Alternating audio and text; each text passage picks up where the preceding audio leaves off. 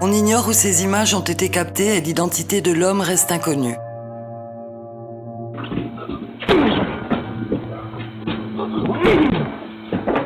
Ce qui est certain, c'est qu'il tente de défoncer la porte avec une rage inquiétante. Il frappe encore et encore, jusqu'à ce qu'il cogne sa tête contre la porte avec une telle force qu'il s'assomme lui-même.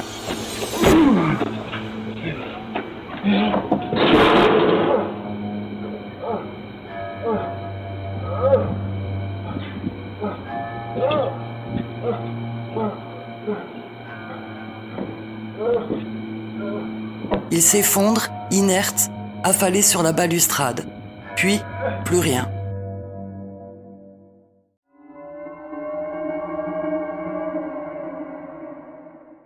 Le 7 juin 2025, en plein après-midi, une jeune femme vivant seule dans un quartier résidentiel d'Orlando, en Floride, publie une vidéo sur Reddit.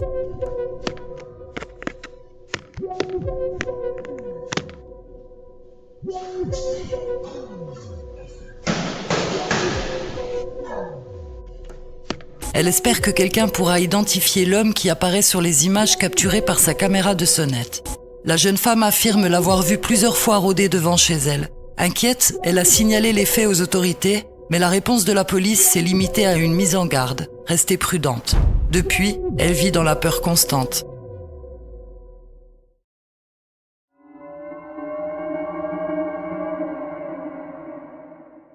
Bruno, get over here, Bruno.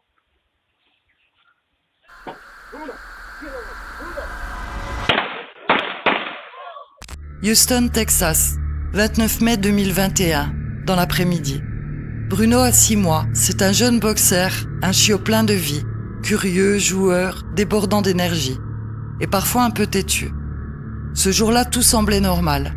Derrière la porte, Bruno aboie avec insistance. Son maître pense que son frère est arrivé comme prévu. Alors sans trop réfléchir, il entrouvre la porte. Mais Bruno ne lui laisse pas le temps de vérifier. Bruno, get over here, Bruno.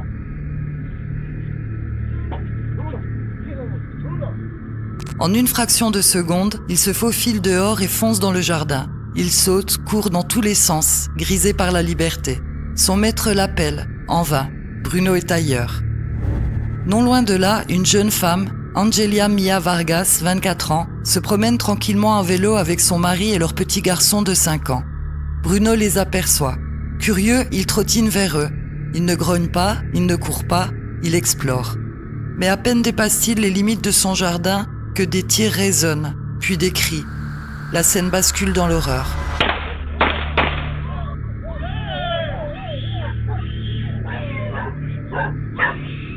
Bruno, get over here, get inside.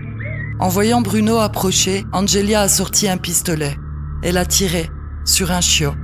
Et l'une des balles a ricoché. Elle a atteint son propre fils à l'abdomen. L'enfant sera transporté d'urgence à l'hôpital. Il s'en sortira physiquement avec une cicatrice. Mais certains souvenirs ne guérissent jamais. Bruno, lui, a été touché à la patte. Il survivra. Mais depuis ce jour, son maître fait des cauchemars. Des cauchemars où résonnent encore les pleurs de l'enfant. Des cauchemars qui le réveillent en sursaut, avec ce sentiment lancinant. Rien de tout ça n'aurait dû arriver. Bruno n'était pas une menace, il n'a jamais montré d'agressivité. Et surtout, il y avait d'autres moyens d'agir. Angelia a été inculpée pour usage imprudent d'une arme à feu et libérée sous caution. Le maître de Bruno, lui, recevra un simple rappel à l'ordre. Mais au fond, qui dans cette histoire n'en garde pas une cicatrice ?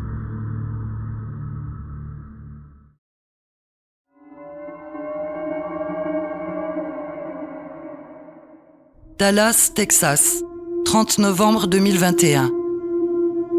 Une jeune femme publie sur Twitter des vidéos captées par sa doorcam.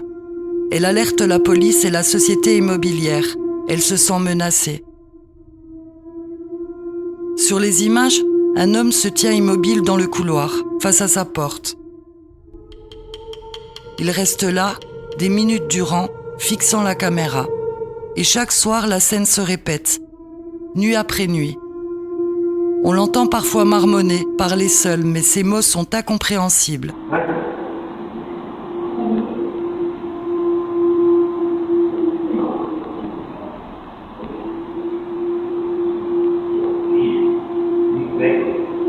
Dans une vidéo, il passe devant la porte et tente de l'ouvrir. Son étrange rituel a commencé 1 mois plus tôt, à Halloween. En décembre, la situation bascule. Elle fait venir sa famille et ses amis pour le confronter. Puis la sécurité de l'immeuble a commencé à faire des rondes la nuit à son étage. Depuis, il n'est jamais revenu. Chaque soir, l'ombre d'un inconnu transformait son foyer en prison.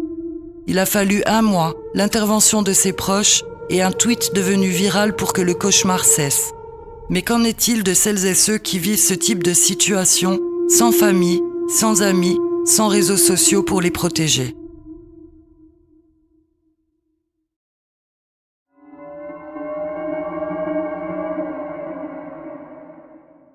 Cette vidéo n'est pas violente, mais c'est peut-être l'une des plus troublantes que vous verrez. Salinas, Californie. David Dungan, 67 ans, et sa femme Sylvia vivent ici avec leurs enfants. 8 janvier 2019, 2h du matin. Un inconnu s'approche de leur porte. Ils sont absents cette nuit-là, mais leurs enfants, jeunes adultes, eux, dorment dans la maison.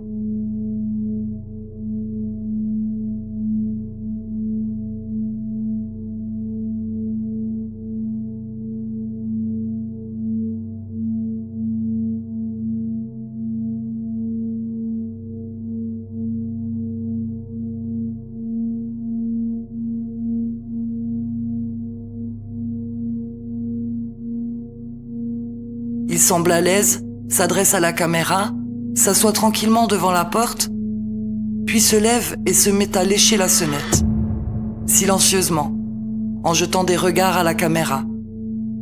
Il restera là pendant 3 heures, et la famille choquée découvrira les images le lendemain.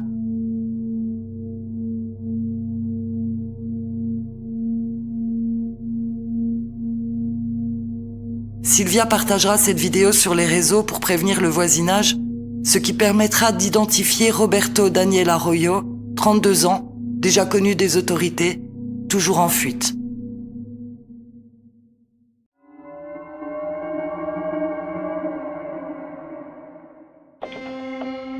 S'il vous fallait une raison de plus pour ne jamais ouvrir votre porte à un inconnu, la voici. Sur ces images, on voit un homme s'approcher d'une maison et tenter d'ouvrir la porte. Elle est verrouillée, alors il change de tactique et sonne.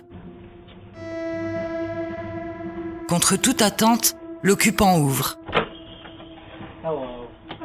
L'homme entre, accueilli sans méfiance, mais très vite son attitude dérange. Il parle de façon incohérente, semble imprévisible. L'atmosphère devient tendue. L'occupant comprend son erreur et réussit à le faire sortir. La porte n'est pas encore complètement fermée que l'intrus envoie un coup de poing brutal, puis il reste figé un instant, immobile.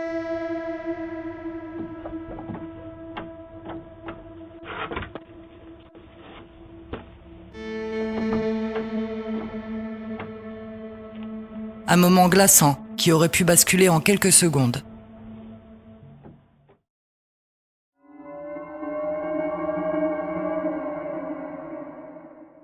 Denver, Colorado, 15 juillet 2022. Un couple rentre tranquillement chez lui sans se douter qu'ils sont suivis. Derrière eux, un homme et une femme, tous deux déguisés avec des perruques blondes. L'homme sort une arme. Par réflexe, les victimes réussissent à refermer la porte juste à temps, évitant de peu un drame.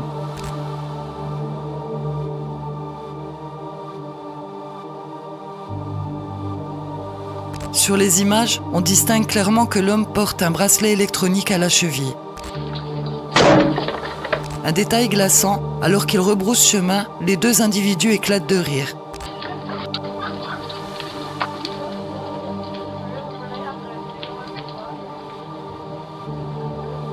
Ils remontent calmement dans un SUV gris.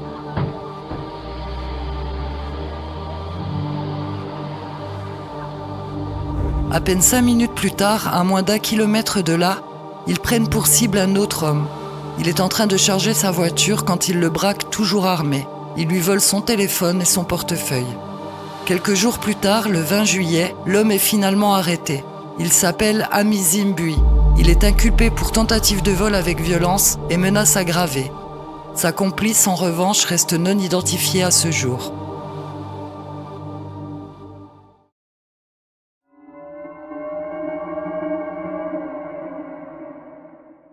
East Haven, Connecticut, 14 avril 2023. Un livreur se présente à la porte d'une maison. Il porte un gilet orange, tient un colis à la main. Rien de suspect. Le propriétaire ouvre la porte. Mais le livreur n'en est pas un. Il tente de forcer l'entrée et sort une arme. Face à lui, le propriétaire réagit avec sang-froid et parvient à repousser l'assaillant, qui finit par prendre la fuite.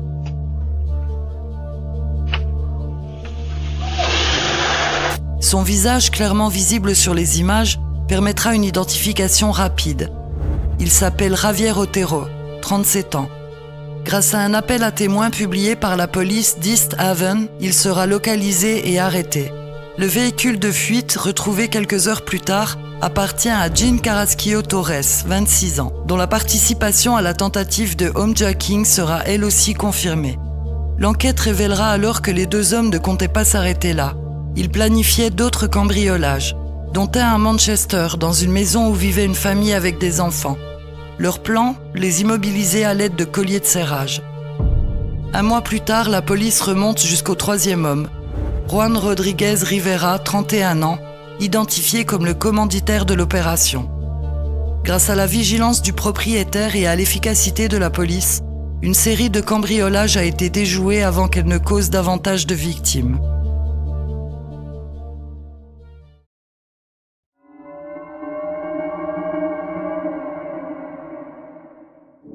El Paso, Texas. Il est 4h30 du matin. Une femme frappe à la porte, visiblement apeurée.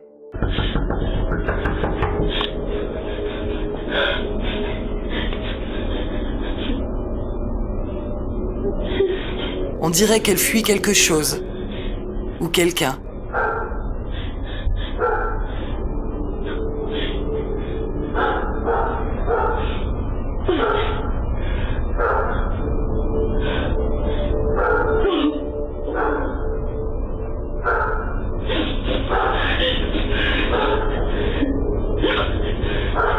Mais l'habitante des lieux, méfiante, choisit de ne pas lui ouvrir. Elle redoute un piège. Et elle a peut-être eu raison.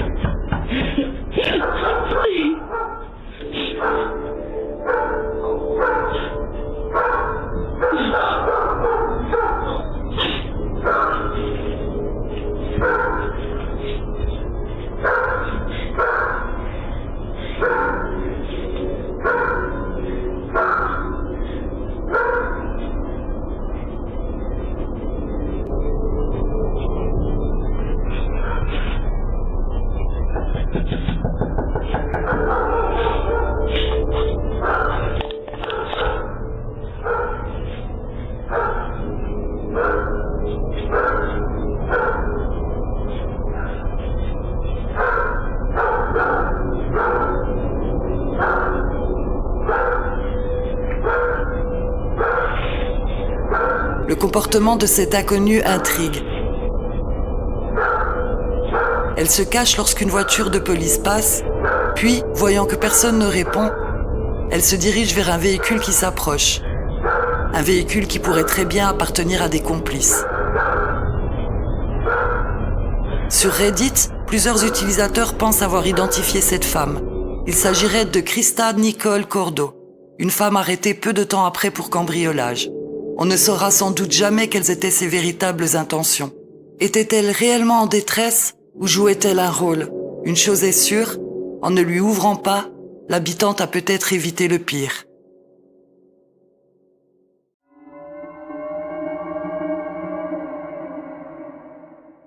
Cette vidéo est à la fois effrayante et profondément troublante.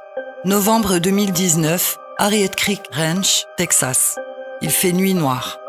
Une petite fille s'approche d'une maison inoccupée et frappe à la porte. Et ce qui glace le sang, c'est qu'on l'entend clairement demander de l'aide.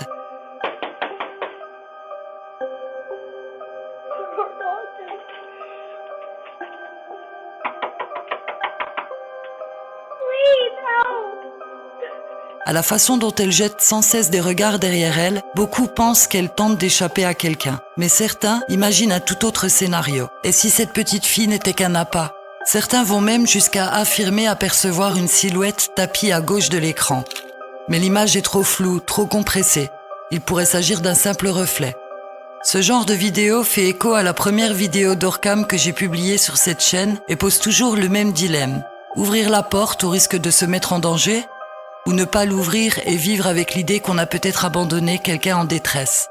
Une autre hypothèse a émergé. Certains internautes pensent avoir reconnu l'enfant.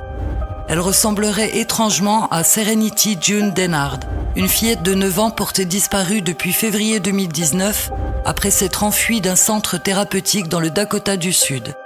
La ressemblance est frappante, mais cette piste a été démentie par la famille et la police. Une enfant dans la nuit, une maison vide et une porte qui ne s'est jamais ouverte. On ne saura sans doute jamais ce qu'il s'est passé cette nuit-là. Mais cette vidéo continue des années plus tard de hanter ceux qui la regardent.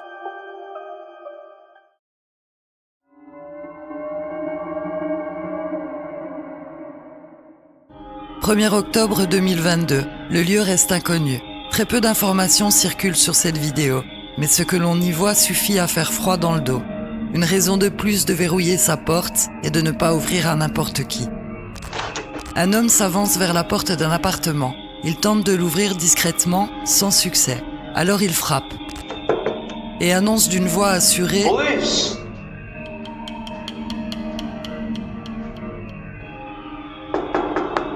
Mais ce n'est qu'en levant les yeux qu'il réalise qu'une caméra filme toute la scène. Son visage se fige. Il ne s'attendait clairement pas à être vu. En partant, il prétend s'être trompé de porte. Ce serait un simple malentendu. Mais la question reste en suspens. Tentative de piéger l'occupant ou blague de très mauvais goût à la mauvaise porte?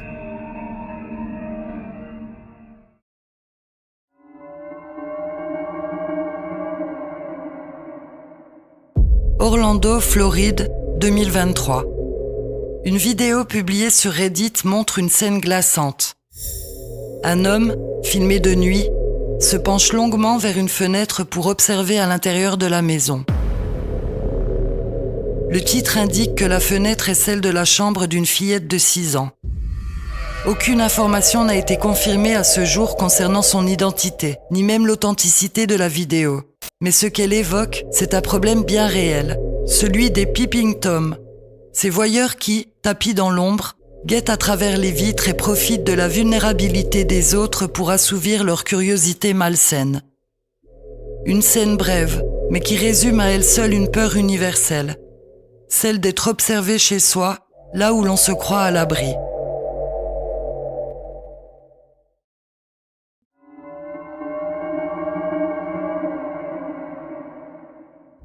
Cette vidéo est devenue virale, et je vais être honnête, elle m'a terrifiée. La scène se passe à Las Vegas. Un homme passe devant une maison. Il aperçoit la femme qui y vit par la fenêtre. Are you sure? I just rang your doorbell because I have a couple questions for you. Cet homme s'appelle Christopher David Sums. Il a 40 ans. Il est un fugitif recherché en Californie et dans le Minnesota pour des agressions. Are you sure? I just rang your doorbell because I have a couple questions for you. Il n'est clairement pas dans un état normal. Are you sure? What? Are you sure? I just rang your doorbell because I have a couple questions for you. Il répète les mêmes phrases en boucle. J'ai des questions à vous poser. Vous êtes sûr? Are you positive? Are you sure? I just have a couple questions for you. Are you sure? La femme terrifiée ne lui répond pas. Elle reste cachée et appelle la police. Are you positive? I just have a couple questions for you. Are you sure? Are you positive? Are you sure? Are you absolutely certain? Sure. How are you? What?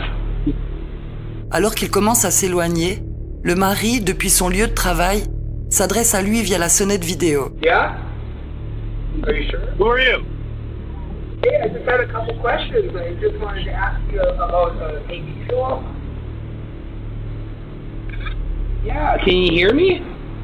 Et à ce moment-là, Christopher Sums révèle ses intentions. What I'm looking for is for the girl that's in the house to come out here because I'm gonna her and you have her open the door. You know, girl that's on the other side of this door when she lets me in. I want her and I have a knife and a gun. Yeah, and I'm gonna knock on her door again. Il veut que la femme ouvre afin qu'il puisse la violer et la tuer. All right.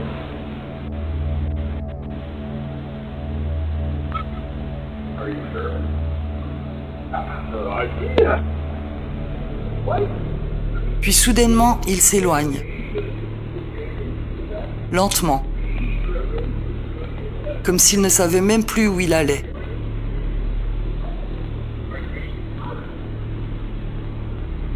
La victime décidera de publier la vidéo sur Facebook pour alerter ses voisins. La vidéo devenue virale en quelques heures permettra à une femme de l'identifier. Il sera arrêté le lendemain. Mais au poste, impossible de prendre ses empreintes. Impossible même de connaître sa véritable identité. Il déclare être le Saint-Esprit.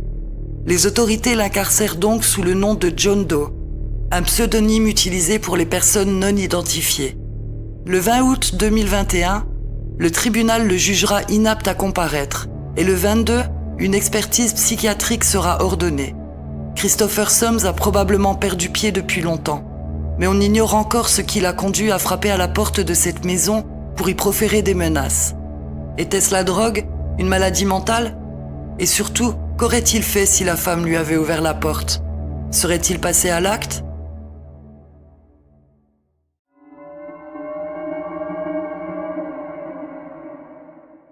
Le 15 octobre 2023, il s'en est fallu de peu pour les Wynne.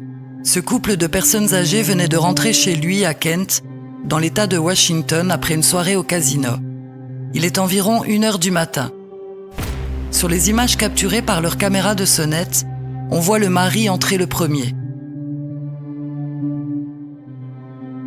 Sa femme le suit de près, puis s'arrête prise d'un étrange pressentiment. Elle se retourne, se précipite et referme brusquement la porte juste à temps, car au même moment, un homme armé fonce dans sa direction et tente de s'engouffrer dans la maison.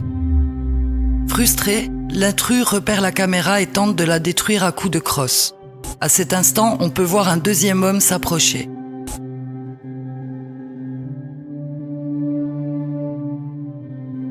Grâce à ces images, la police identifie un suspect, Alucen Drameh, 18 ans.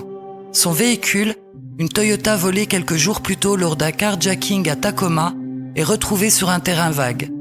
À l'intérieur, un Glock 9 mm chargé. Le 26 octobre, une équipe du SWAT intervient pour l'arrêter à son domicile. Grâce à la géolocalisation de son téléphone, les enquêteurs apprennent qu'il a suivi le couple Wynne depuis leur sortie du casino jusqu'à leur maison.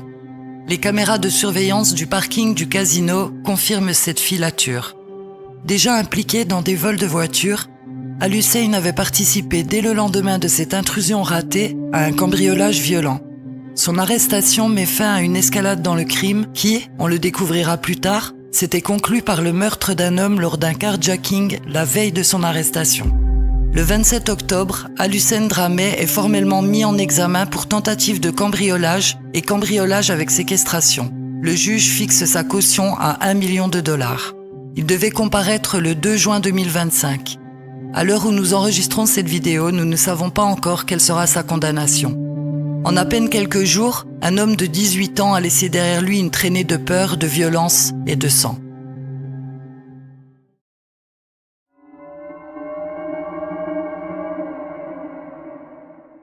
Arizona 2022. Un homme s'approche d'une maison, l'air confus, tenant un sac plastique et un rouleau de papier toilette.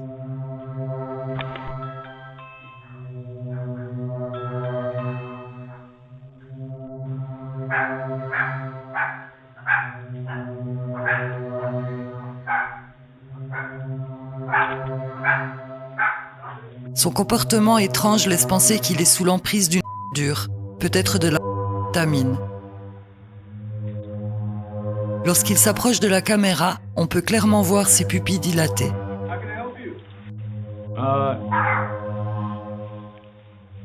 This is my name is James. What are you looking for? Sosa. Sammy. Il se présente comme James, et quand l'occupant lui demande qui il cherche, il répond Sosa, Sammy, qui est le nom d'un célèbre joueur de baseball, probablement le seul nom qui lui est venu à l'esprit à ce moment-là. What's your name? James. And who are you looking for? No, a friend of mine. No friend of yours lives here, buddy. And I got a Glock over here ready for you. So if you don't get the fuck off my porch, I'm gonna unload it on your face. Get the fuck off my porch. Mais la réponse du propriétaire suffit à refroidir toutes ses intentions. Il repart. La vidéo partagée plus tard sur Reddit révèle un détail glaçant. En se retournant, on distingue clairement un couteau glissé dans la poche arrière de son pantalon. L'homme rôde encore quelque temps dans le quartier, avant que la police, alertée, n'intervienne et ne procède à son arrestation. On apprendra qu'il faisait déjà l'objet d'un mandat d'arrêt. Aucune autre information n'a été révélée.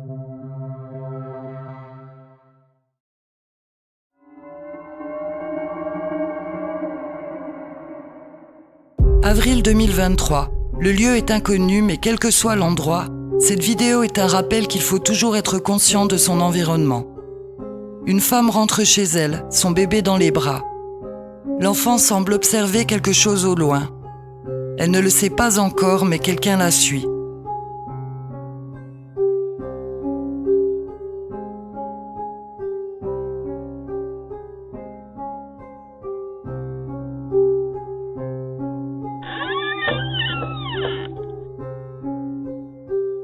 L'homme qui la traquait accélère le pas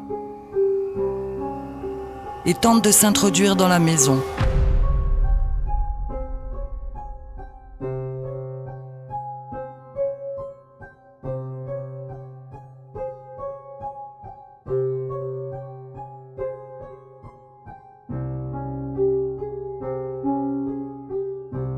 Quelques secondes de plus, et cette histoire aurait pu virer au cauchemar.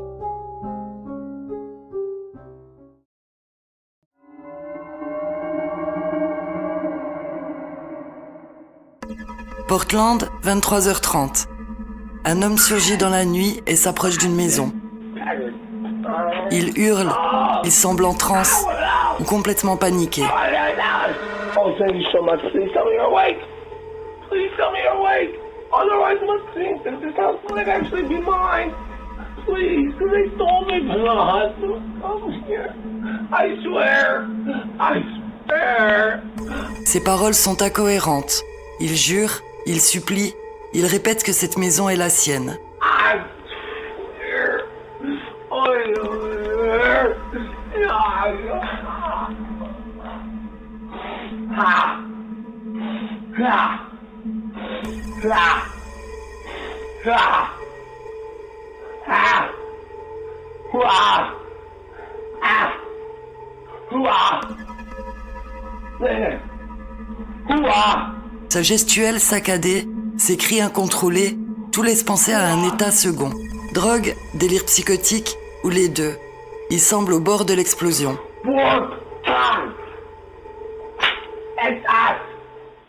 Puis, il s'éloigne, en continuant à crier. Over here.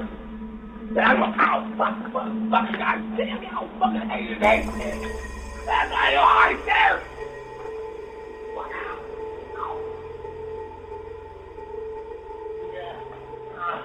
Il n'a jamais été identifié.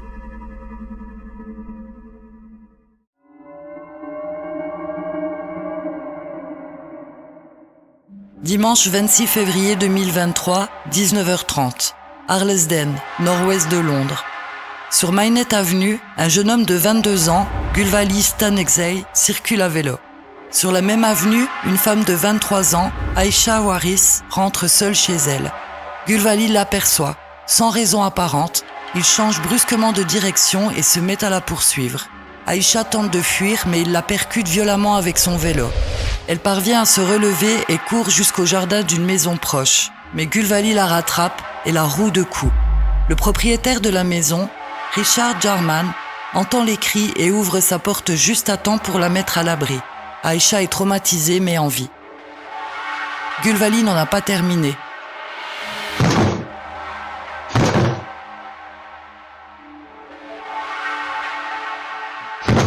Il s'acharne maintenant sur la porte, tente de forcer l'entrée.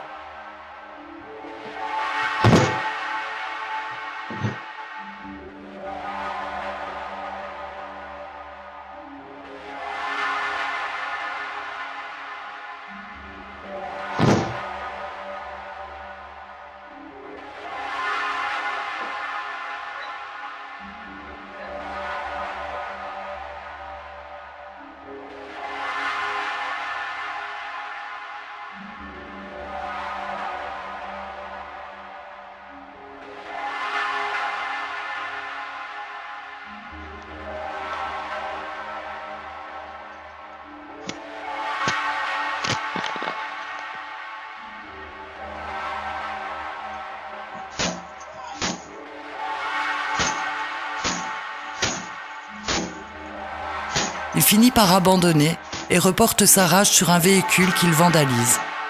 Aïcha s'en sort avec de nombreux hématomes, visage, cou, épaules, dos, les yeux tuméfiés, nez et lèvres gonflées. Gulvali Stanexay est arrêté le 1er mars. Il n'a jamais expliqué ce qui l'avait poussé à agir ainsi.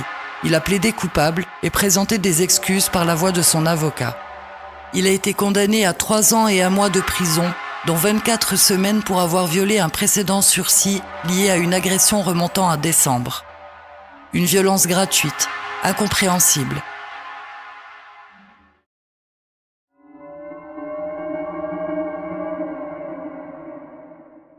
Palm Springs, Californie, 2023. Un homme s'approche calmement d'une porte d'entrée.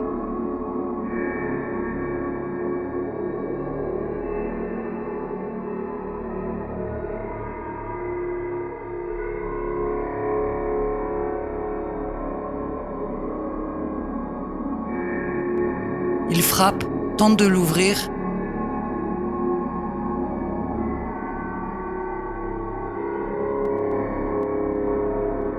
Puis repart.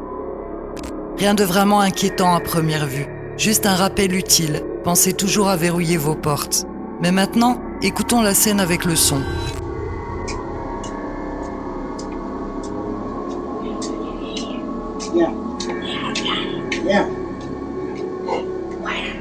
L'homme parle, pas à la caméra ni à un habitant, mais à quelqu'un ou quelque chose que lui seul semble entendre.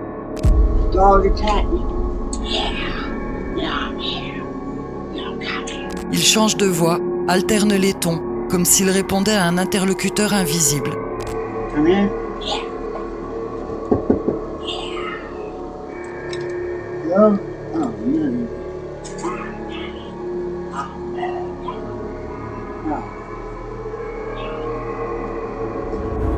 Certains y voient un comportement typique de troubles psychiatriques graves, comme la schizophrénie.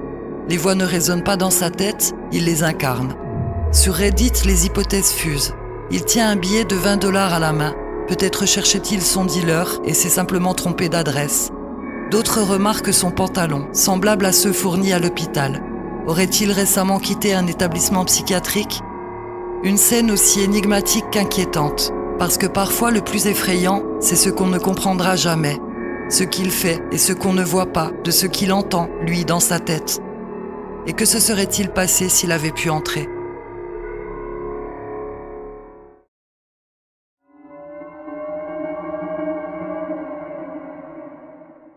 Hillsboro, Oregon. 21 avril 2024, 22h45. Une femme en détresse sonne à la porte. Elle appelle à l'aide.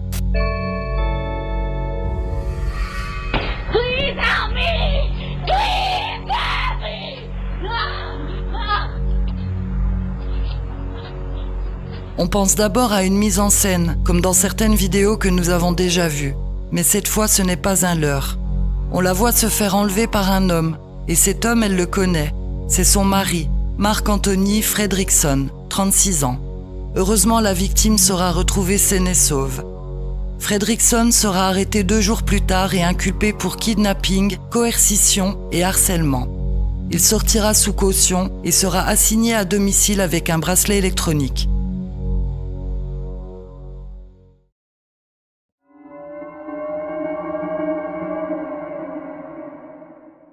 Rhyl, Pays de Galles. Catherine Flynn, 69 ans, surnommée Queenie, est une grand-mère adorée de tous. Une femme douce, fragile, en lutte contre la maladie. Après un long séjour à l'hôpital, elle rentre enfin chez elle, pour se reposer, reprendre des forces. Elle ne pèse que 50 kilos pour 1m47 et se déplace en fauteuil roulant.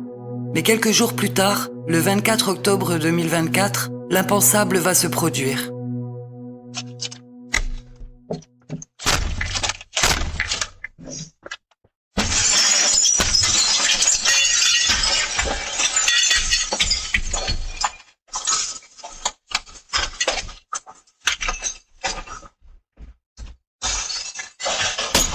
Il est 22h27 quand la sonnette connectée de Catherine envoie une notification sur le téléphone de sa fille Natacha. Quelqu'un se trouve devant la porte. Natacha ouvre l'application.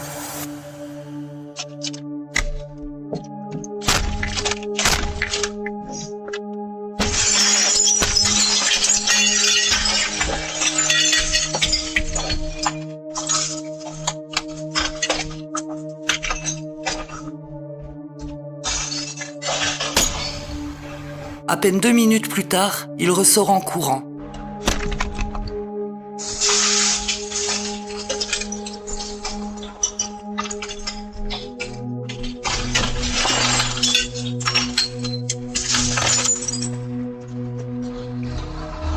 Ce qui s'est passé à l'intérieur dépasse l'imaginable.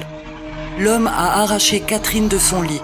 Il l'a projetée au sol puis l'a piétinée au moins 15 fois avec une violence inouïe. Tous les os de son visage seront fracturés. Catherine mourra le lendemain.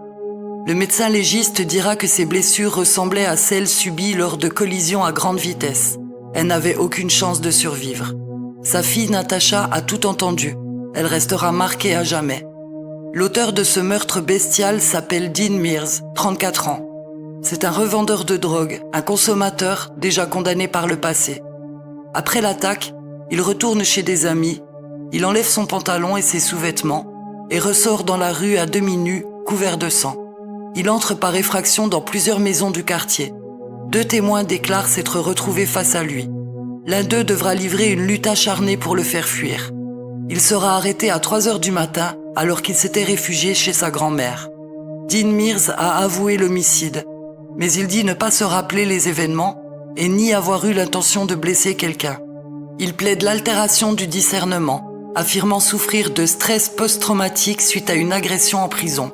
Et ce soir-là, il avait consommé kétamine et cocaïne. Il a été reconnu coupable de meurtre et sera informé de sa sentence le 20 juin 2025. Mais rien ne pourra jamais justifier ce qu'il a fait à Catherine Flynn.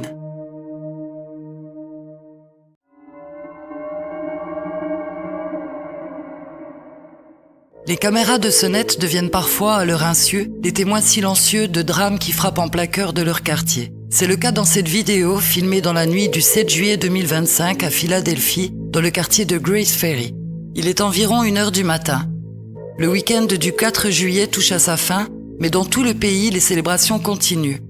Des block parties, ces fêtes de quartier typiquement américaines, animent les rues.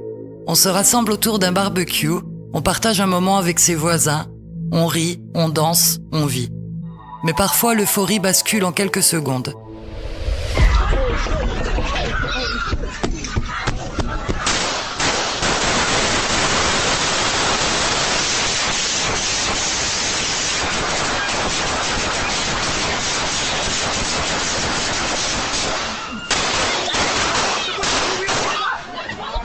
Sans prévenir, une fusillade éclate au coin de la rue. On ne sait pas ce qui l'a déclenché. Ce que la caméra montre, en revanche, c'est le chaos, les cris, les coups de feu. 3 jeunes hommes perdront la vie cette nuit-là. 9 autres personnes seront blessées, tous âgés de 15 à 24 ans. Zahir Wiley, 23 ans, touché en pleine poitrine et déclaré mort à 1h30. Jason Reese, 19 ans, une balle dans la tête, décès prononcé à 1h31. Et Azir Harris, 24 ans, criblé de balles dans le dos. Il succombera à 2h16. L'histoire d'Azir rend cette tragédie encore plus poignante. En 2018, à seulement 17 ans, il avait déjà survécu à une première fusillade. L'attaque l'avait laissé paralysé. Depuis, il se déplaçait en fauteuil roulant. Azir était devenu malgré lui une figure de la lutte contre la violence armée. Et cette nuit-là, la violence qu'il dénonçait depuis des années l'a rattrapé. Grâce aux images de surveillance, la police a pu identifier 3 suspects toujours activement recherchés. Mais pour les familles touchées, aucune arrestation ne pourra effacer l'horreur de ce matin d'été. Là où la fête aurait dû se terminer dans la lumière, elle s'est figée dans le sang et le silence.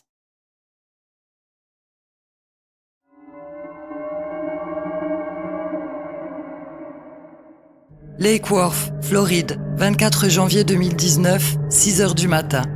Un homme se présente à la porte d'une maison tenant ce qui ressemble à un annuaire téléphonique et quelques journaux.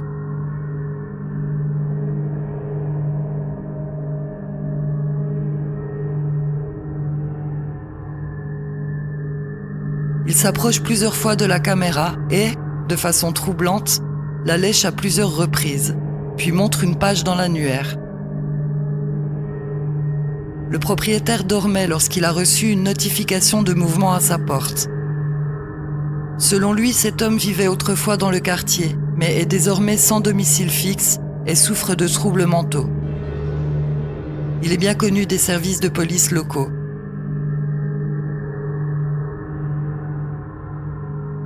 Quand la police l'a interrogé sur son comportement étrange, il a affirmé que le propriétaire était un de ses amis. Il n'a pas été poursuivi, mais les autorités lui ont strictement interdit de s'approcher à nouveau de cette maison.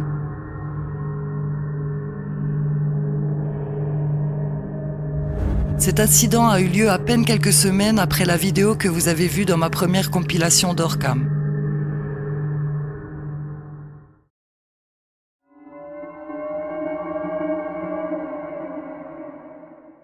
Nous avons déjà vu que les caméras de Sonnette captent parfois des scènes qui se déroulent dans leur voisinage immédiat, comme pour la fusillade de Philadelphie, pendant les célébrations du 4 juillet, dont je vous ai parlé dans un précédent épisode.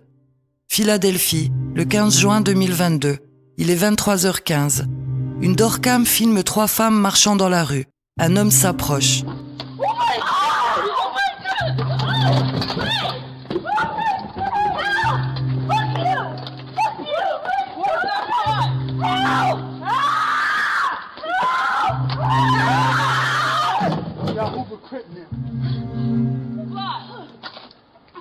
Cette violente attaque était complètement aléatoire. Une des 3 femmes aura le nez cassé. Les 2 autres présenteront des blessures au visage.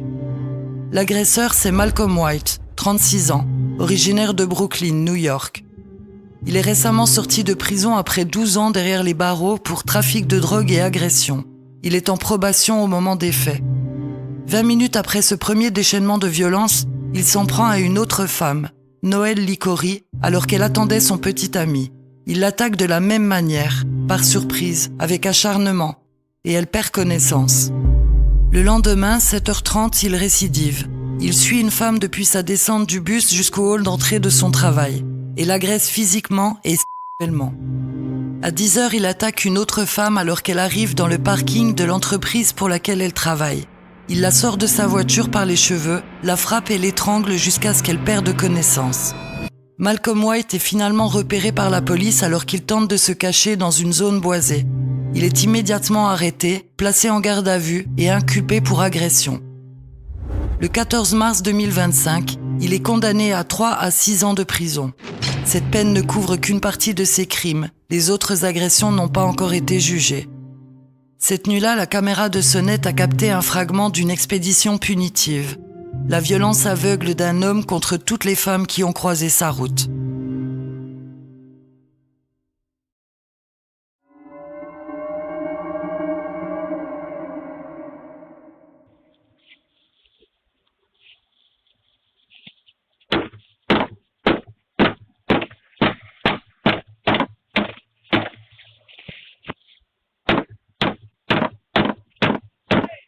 Saint-Louis, Missouri, 5 janvier 2022.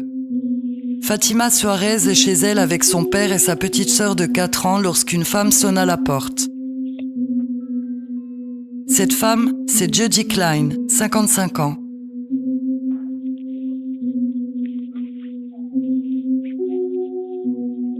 Pendant près d'1 an, elle a harcelé la famille à plusieurs reprises. 1 année d'insultes, de vols de courrier et de dégradation de la propriété. Ce jour-là, avant de sonner à la porte, elle s'est introduite dans le sous-sol de la maison armée d'un marteau, puis a monté les escaliers en direction d'un des habitants, qui est parvenu à fermer et verrouiller la porte juste à temps. Can I help you? Yes, what the hell are you doing in my home? Get out! Get out! It's my home! You're not American! Get off my property! Did you have something to do with 9/11, Jackoff? Can you get out? You're not American! Get off my property! Shut up. You're not American. You're not American! Get off your... If you don't get out of my property, I will call the police. Dude! You're not American! You're not American. How did you buy this property? You don't have enough money. Why the do you care? Because it's my property. Get off. What you gonna do about it? I'll beat out of you and get away with it because I'm American. It's my property. Okay, then give me your full name.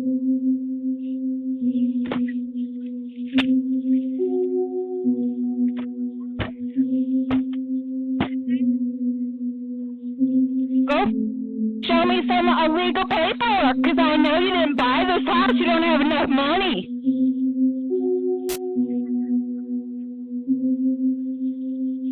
Do it.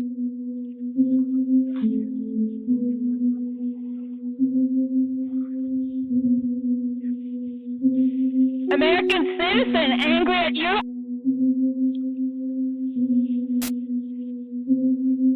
There's no way you had enough money to buy this house.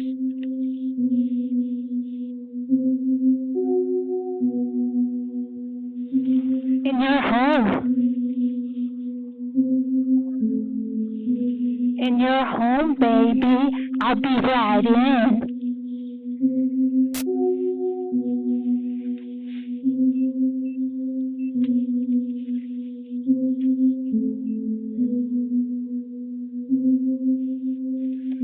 Why are you trying to live on my property?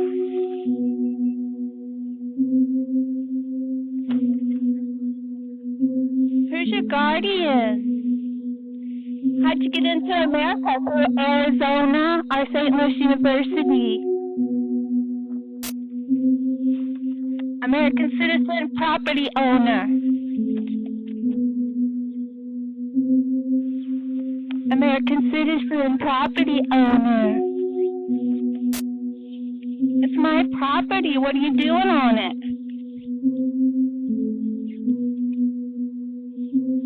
There's no way you had enough money to buy this house. There is no way you had enough money to buy this house.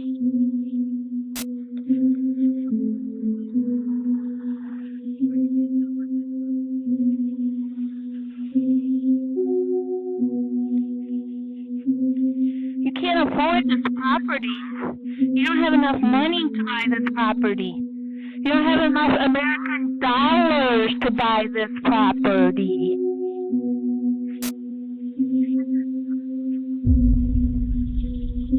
Do it.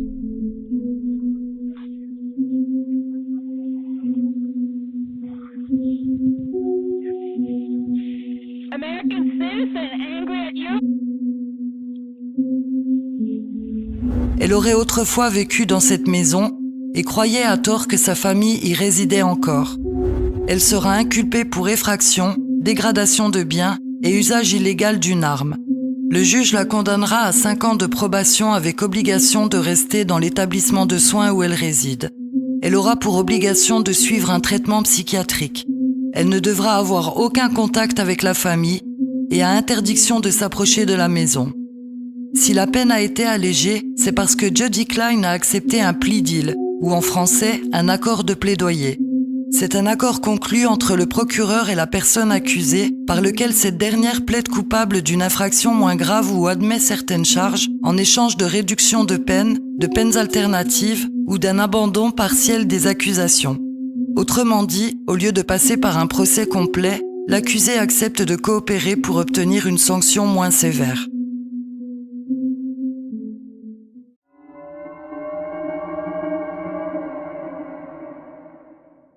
La vidéo qui suit a rapidement fait le tour d'Internet, à la fois glaçante et profondément triste.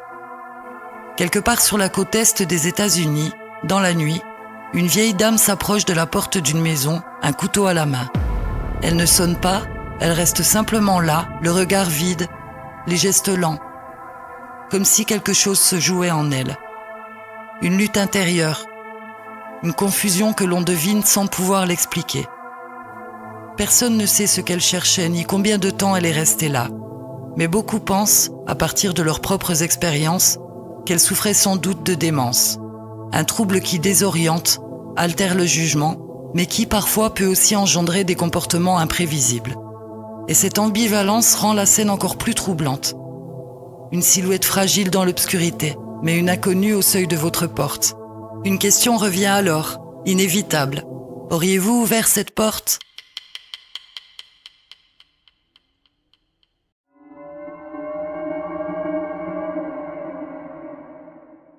Sydney, Ohio, 31 juillet 2022. Dans une paisible maison de banlieue vivent Mitchell et Stacy Ducrot, avec leur fille Allison, 22 ans. Ce jour-là, leur quotidien va basculer à jamais. Allison a récemment traversé une période difficile. Il y a 18 mois, elle a mis fin à une relation toxique avec son petit ami, James Rale, après 1 an de relation. James consommait de la drogue, notamment du D, et faisait preuve de violence verbale répétée. Il la critiquait constamment, la rabaissait. Un jour, Allison a dit stop. Elle l'a quitté, l'a bloqué sur les réseaux sociaux et a tenté de tourner la page. James avait alors quitté l'Ohio pour s'installer en Californie. Mais à son retour, il n'était plus le même. Ou peut-être que si. Ses amis eux-mêmes ne le supportaient plus. Il était devenu agressif, amer, instable. Le 30 juillet 2022, Allison reçoit un message vocal inattendu. C'est James. Hi, Allie. It's James. I just wanted to reach out to you because I just wanted to see how you're doing. It's been a while since I've talked to you, and I feel like it. I don't know what I feel. I do know that I do want to talk to you, though. I do. It'd be nice. It'd be sweet. À l'écoute du message, Allison panique. Elle le sent, quelque chose ne va pas. Et le lendemain matin, le 31 juillet, son instinct se confirme. James est devant la porte. Allison se cache. Nope. James, she doesn't want to talk to you. De l'autre côté de la porte, ses parents tentent de raisonner James. Mais James ne recule pas. La tension monte. James pousse la porte, essaye de la forcer. Face à cette menace, Mitchell attrape son arme, un 9 mm.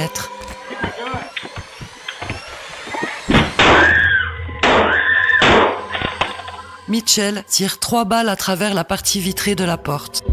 James s'écroule, touché mortellement. Dans l'enregistrement de l'appel au 911, on entend Allison dire à son père qu'il lui a sauvé la vie. 911, what's your emergency?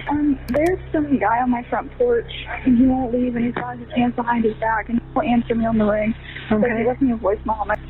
He's trying to lock. I'm sorry, he's trying the door. Dad. No, don't answer the dad. Get off my porch. Dad, no! Oh my fucking God! Can you please? Wait, we have guns.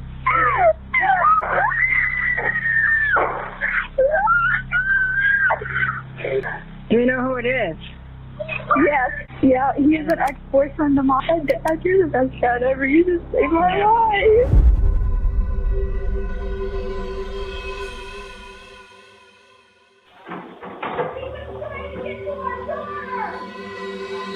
Okay, well, he's fine. He don't have nothing.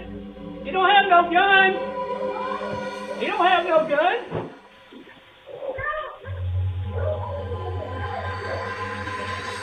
Don't do anything. He tried to break in and get to our daughter. Okay, well, he's not moving. He don't have a gun. He broke our door in. Trying to get to our daughter. Our daughter's busted in. Okay, hold on. Did you? Yes. Okay. Call 911. It's already no. We're on the phone with him right now. Okay, he's not moving. He ain't going nowhere.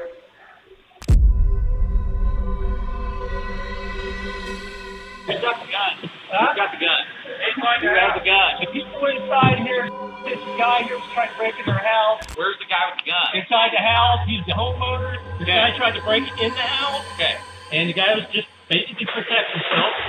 We're right here. Okay, you guys have your gun down? Yeah, we're right here.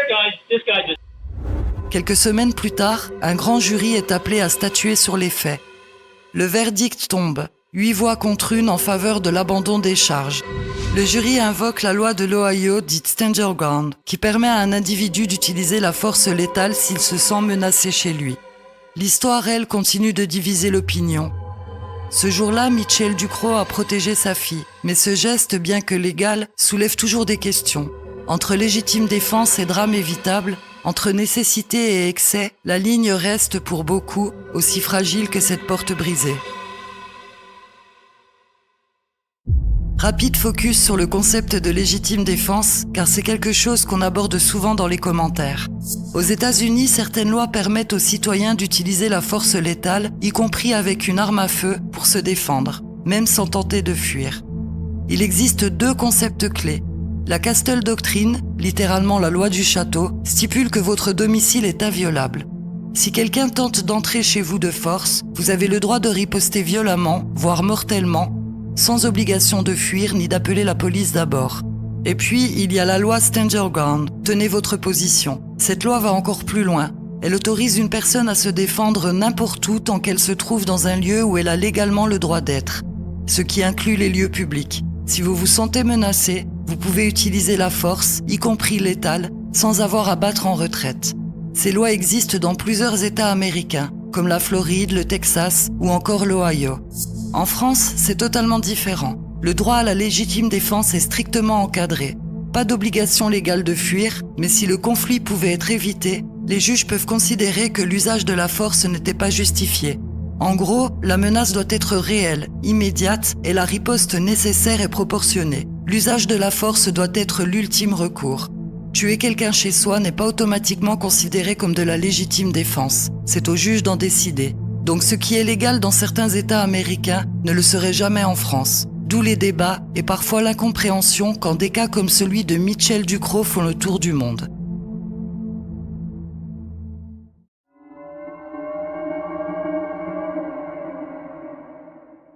Hialeah, Floride, 16 janvier 2021, 3h12 du matin. Un couple rentre de soirée. Ils garent leur voiture dans l'allée et se dirigent vers la porte d'entrée sans se douter de ce qui les attend. 2 hommes masqués sont embusqués à quelques pas.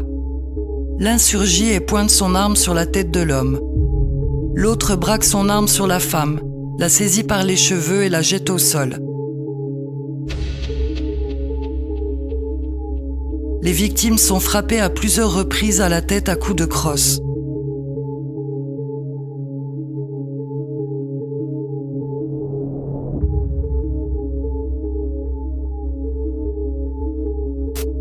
Le premier assaillant s'introduit dans la maison et commence à fouiller. L'homme est dépouillé de ses bijoux, une chaîne et un bracelet en or. Les 2 victimes seront hospitalisées. La vidéo permettra d'identifier un tatouage à l'intérieur du poignet du premier assaillant ainsi que son visage. Il s'agit de Michael Diaz, 34 ans. Son complice, Yassel Ramos, 30 ans, sera également arrêté. Tous 2 seront inculpés pour vol avec effraction sous la menace d'une arme et violence aggravée avec usage d'arme à feu. Ouvrir la porte à un inconnu n'est pas le seul danger. Même ouvrir la porte pour rentrer chez vous peut suffire à transformer votre foyer en piège. Restez toujours conscient de votre environnement.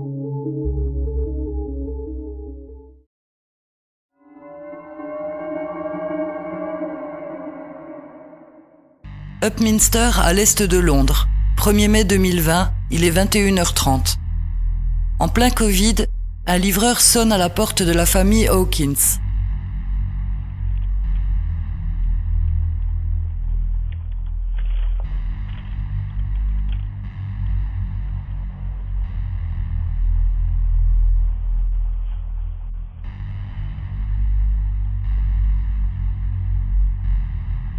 Raymond Hawkins, le père, ouvre la porte. Le livreur dépose un colis au sol, fait mine de le photographier, puis se jette brusquement sur Raymond, le repoussant à l'intérieur de la maison.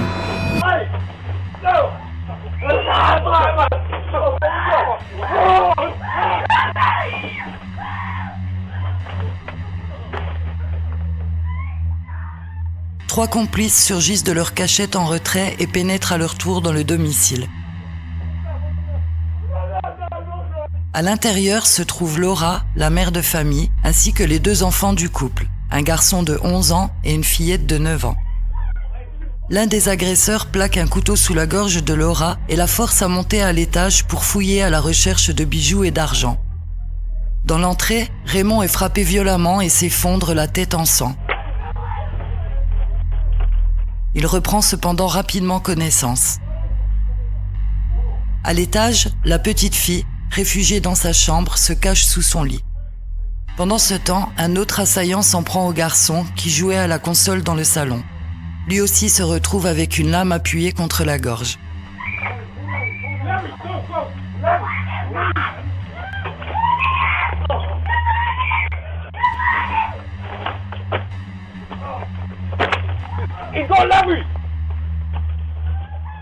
Les cris résonnent dans toute la maison et les agresseurs craignent que la police ne soit déjà en route. 3 d'entre eux prennent la fuite. Raymond s'empresse alors de verrouiller la porte derrière eux, sans réaliser qu'un 4e homme se trouve toujours à l'étage.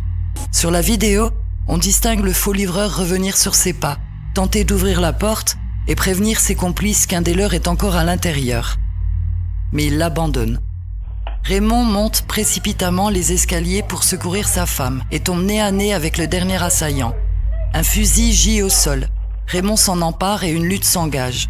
Le fils de 11 ans, tentant de venir en aide à son père, s'approche. Mais 2 coups de feu retentissent.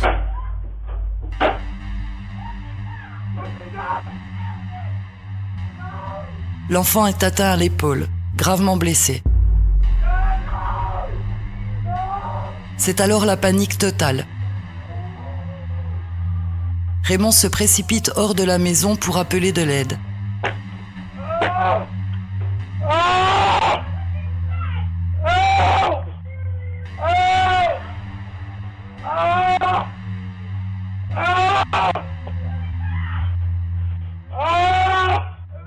Par chance, un proche arrive à ce moment-là et alerte les secours.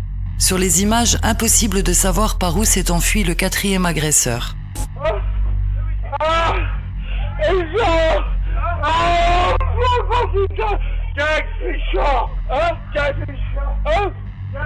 Oh my God! Right, where's who stole 999? Right. Been shot.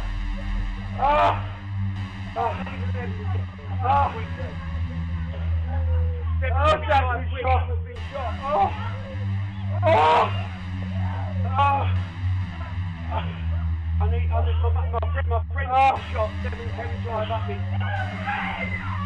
Oh, please! Listen, he's breathing, but he's blood all over him. He's on the way. He's screaming. He's been shot in the face. Raymond s'en sortira avec une plaie à la tête qui devra être suturée. La mère, elle, souffrira d'une entaille à la gorge et recevra également des points de suture. Le fils devra être placé en coma artificiel. Il s'en sortira mais gardera des séquelles au niveau de la mobilité de son bras. Il se verra remettre une récompense pour sa bravoure au cours d'une cérémonie officielle. Les 4 assaillants emporteront un butin estimé à 36 000 livres. L'enquête conduira à plusieurs arrestations. Ajaypal Singh, 28 ans, le commanditaire absent lors des faits, prendra 20 ans de prison. Anthony Lasselle, 32 ans, responsable des coups de feu, prendra 18 ans de prison.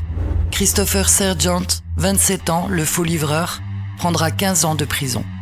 Les autres assaillants ne seront jamais identifiés.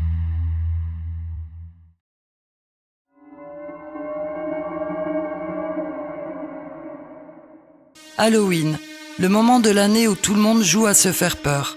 Masques, faux sang, armes en plastique, rien de choquant, tout est un jeu.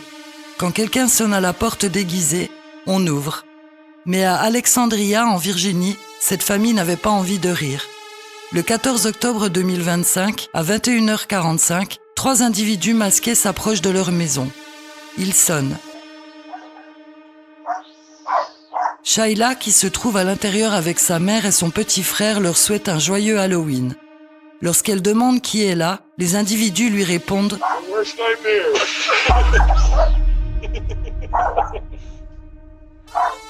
Your worst nightmare. Open this shit up. »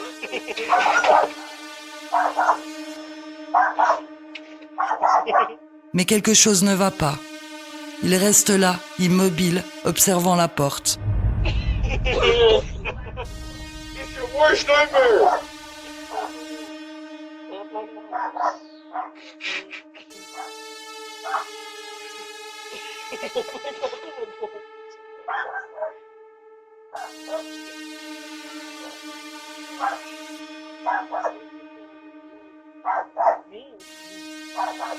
Open the door.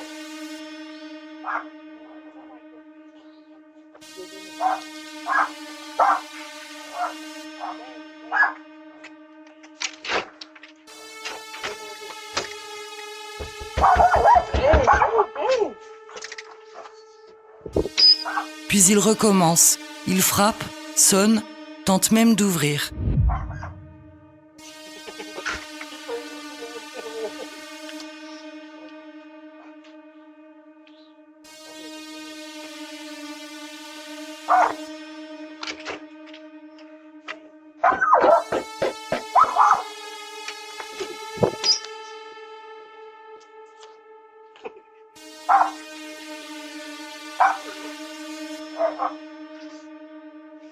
I see you. It's either you come out or we coming in.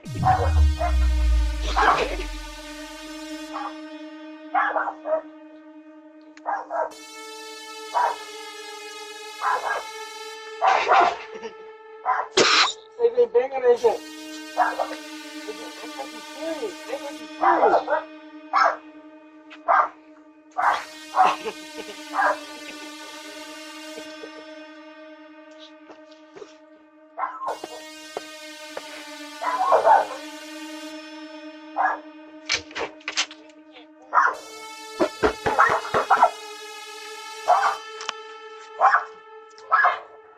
Your worst nightmare!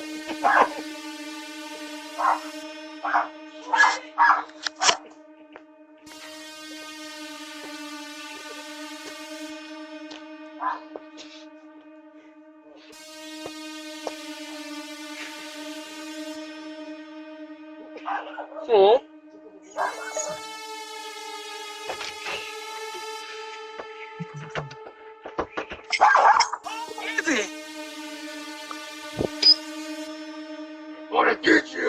Puis il lui hurle d'ouvrir la porte. Open the door! Open up the door! Holy make her wait inside! Open up the door! L'ambiance change. Ce qui ressemblait à une simple farce devient inquiétant. Who is it? Open up the door before we make her wait inside!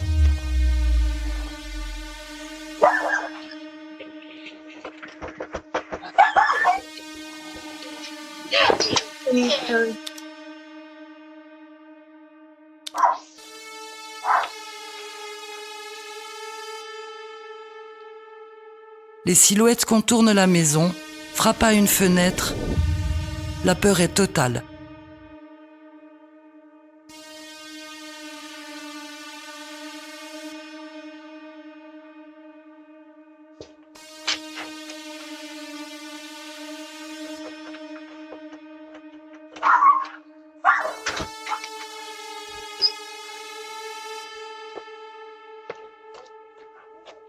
I'm gonna count to 10. If this door doesn't open, we're gonna come in. 1, 2,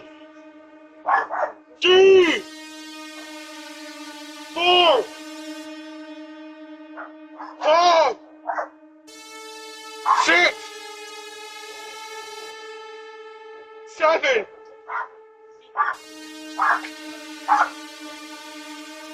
We'll be back.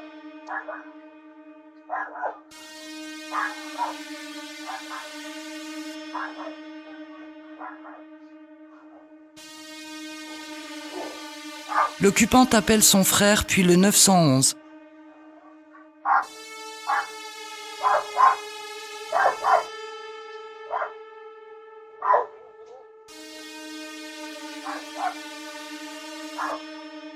À 21h54, on peut voir des silhouettes quitter la propriété.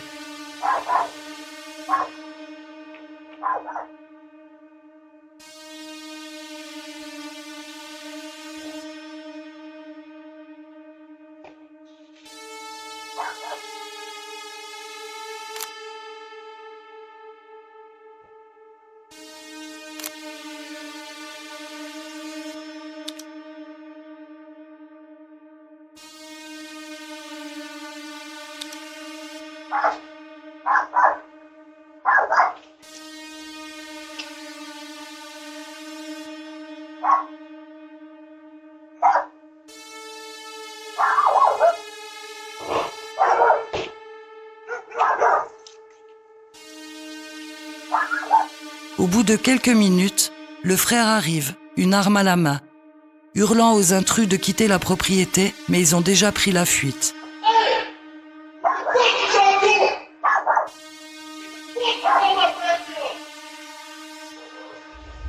La police est mobilisée pour retrouver les 3 personnes déguisées. L'événement fait le tour des médias. Et quelques jours plus tard, l'enquête révèle la vérité. Ces assaillants étaient en réalité des proches de la famille, 7 personnes en tout, 3 adultes et 4 mineurs. Ils voulaient tourner une vidéo prank, un canular. Ils ne seront pas poursuivis, mais la police rappelle que ce prank aurait pu virer au drame, car le frère de l'occupante arrivé sur place avec une arme pensait qu'il s'agissait d'un cambriolage. Et en Virginie, la doctrine du château permet de tirer pour se défendre chez soi. Merci d'avoir regardé cette vidéo. Comme d'habitude, j'attends vos commentaires, vos analyses. Et si elle vous a plu, pensez à liker, partager et à vous abonner pour ne rien manquer. Merci pour votre soutien. Le réel est plus cruel et je suis là pour vous le raconter.